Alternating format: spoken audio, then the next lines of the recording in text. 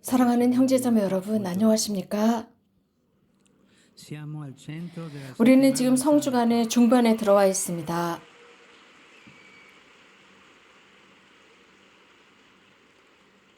우리는 성주간의 중반에 있습니다. 이것은 성지 주일에서부터 부활 대축일 사이입니다.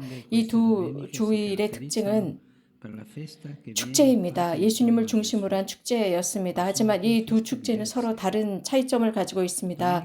지난주 같은 경우 우리는 그리스도께서 성대하게 예루살렘으로 입성하시는 모습을 보았습니다. 축제였습니다. 메시아로 환대하는 모습이었습니다. 그래서 그분에게는 망토를 입혀드리고 나뭇가지를 잘라서 돌고 군중들이 거기에서 예수님을 찬양하고 축복을 드리면서 임금이시다라고 소리를 칩니다. 하늘 높은 곳에서는 하느님께 영광, 땅에서는 착한 사람들에게 평화라고 하면서 축제를 엽니다. 예수께서 예루살렘으로 입성하시는 그 모습을 보면서 그들은 새로운 임금이 온다고 생각했습니다. 영광과 평화를 가져다 준다고 생각했습니다. 그 사람들이 생각했던 평화는 무엇일까요? 영광스러운 업적이 있는 평화였습니다. 왕이 강력한 메시아가 예루살렘을 로마 제국으로부터 해방시키는 그런 평화였습니다. 혹은 다른 사람들은 어쩌면 또 다른 꿈을 꾸었을 수도 있습니다. 사회적인 평화를 꿈꿨고 예수님이 바로 그 이상적인 임금이라 생각했을 수 있습니다. 이미 예수님께서 하신 것처럼 그 빵을 주는 메시아 왕, 그래서 세상의 정의보다는 빵을 주는 왕을 기대했을 수도 있습니다. 그러나 예수님은 이 부분에 관해서 절대 말씀하시지 않으십니다. 당신 앞에는 또 다른 부활 파스쿠아가 있었습니다. 그것은 승리에 도취되는 그런 파스쿠아가 아니었습니다. 여기에서 유일한 것은 바로 당신께서 예루살렘으로 입성하시기 위해서 아주 깨끗한 누구도 한 번도 타보지 않은 나귀를 준비하라고 하십니다. 이렇게 그리스도께서 세상에 평화를 가져다 주시는데 이런 우리 여기서 강조하고 싶은 것은 온유함과 잔잔함으로 세상에 평화를 가져다 줍니다. 온유함과 잔잔함은 이 당나귀를 상징하고 있습니다. 아무도 타지 않은 당나귀였습니다.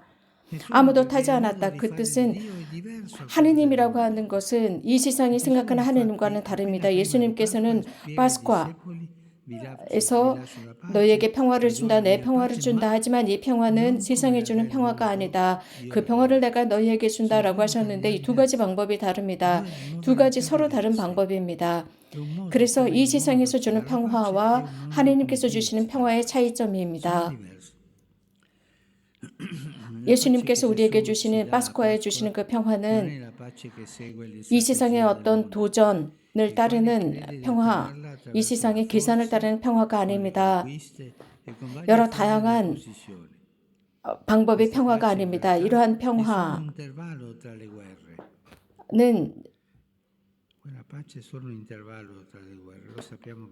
전쟁을 중심으로 시작됐다 멈췄다 하는 것입니다. 그러나 예수님께서 주시는 평화는 온유함과 십자가입니다. 다른 사람의 것을 대신 지십니다. 예수께서는 우리들의 악을 대신 지셨습니다. 우리들의 죄를 지셨고 죽음을 지셨습니다.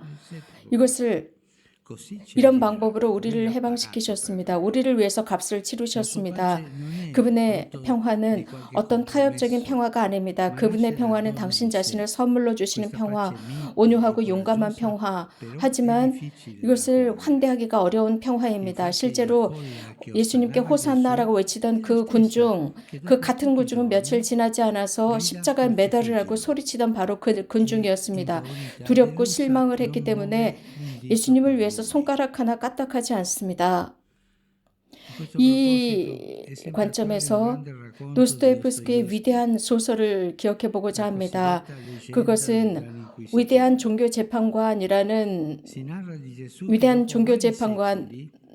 이야기인데 예수님께서 몇 세기 뒤에 이 세상에 다시 오신다는 그런 어떤 전설입니다. 예수님께서 몇 세기 뒤에 세상에 오시자마자 환대하고 축제를 여는 그분을 대단히 환영하는 군중을 만납니다. 아, 드디어 돌아오셨군요. 어서 오십시오. 어서 오십시오라고 합니다. 그러다가 종교재판관에게 잡힙니다. 종교재판관은 세상의 논리를 말합니다. 그래서 예수님을 비판하고 판단하고 검사합니다. 그리고 여러 가지로 예수님 조사한 뒤에 그 결론은 이렇습니다. 종교재판의 결론은 그분은 이 세상의 위대한 임금 카이사르가 될 수 있음에도 불구하고 되지 않았다는 게 죄목이었습니다. 그래서 이 모든 문제를 해결할 수 있는 왕이었는데 자신의 힘으로 할 수 있었는데 이것을 인간의 자유에 맡겼다는 것입니다. 자유로운 마음, 인간에게 자유로운 마음을 주셨고 그 자유로운 마음은 그 어떤 억압보다도 강하다는 것을 아셨기 때문에 아무것도 하시지 않고 이 세상을 우리들의 자유에 맡겼습니다. 모든 종교 재판관들은 예수님께 손가락질을 했습니다. 카이사르가 되라고 했습니다. 그래서 보편적인 왕국을 만들라고 했습니다. 보편적인 왕국, 모든 사람을 위해 왕국을 만들라고 했습니다. 그러나 여기서 판결문은 아주 흥미롭습니다. 우리 중에 그 어떤 누구보다도 가장 심각한 화형의 대상은 바로 당신이다라고 했습니다. 이것이 역사 속에서 계속 드러나는 속임수입니다. 거짓 평화의 유혹입니다. 권력을 바탕으로 한 평화입니다. 그리고 증오와 하느님을 증오하고 배반으로 갑니다. 여기는 영혼에 굉장히 아픔을 가져다 줍니다. 이런 종교 재판관의 관점에 의하면 예수님께서 무엇인가 말씀하기를 바랬습니다. 무엇인가 비극적이고 충격적인 말씀이라도 했으면 좋겠다 생각했습니다. 그러나 예수님께서는 아주 부드럽게 행동하시면서 조용히 그 재판관, 늙은 런어프의 뺨에 입을 맞추십니다. 이렇게 예수님의 평화는 다른 사람의 평화를 짓누르지 않습니다. 그 평화는 무장하지 않았습니다. 절대 무장하지 않았습니다. 복음의 무기는 기도와 부드러움과 용서이고 이웃을 향한 무상의 사랑이며 모든 이웃을 향한 사랑입니다.